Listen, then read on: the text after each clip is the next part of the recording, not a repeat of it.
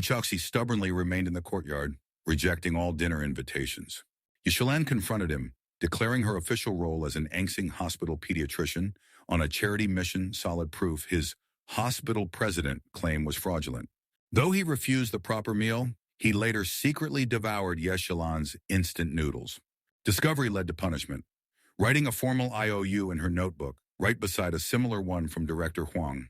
She knew repayment was impossible in the remote village. This was merely her amusement.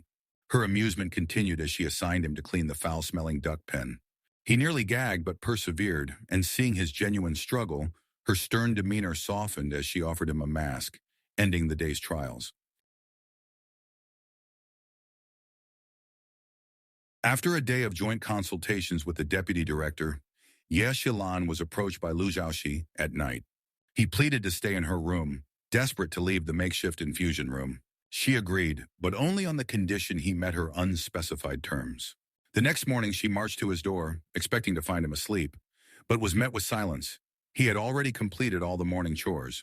At breakfast, the deputy director suggested the two city dwellers connect back home, but Shilan scoffed, still branding him a fraud. Zhaoxi, however, was puzzled why her own 3-month stint had dragged on so long, certain she'd angered Director Huang. Pressed by the others, Shilan finally relented, ready to unveil the truth behind her exile.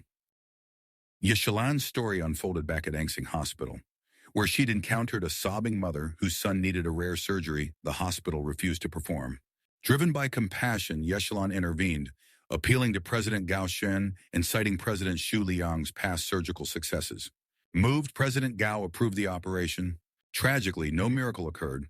The boy died on the table.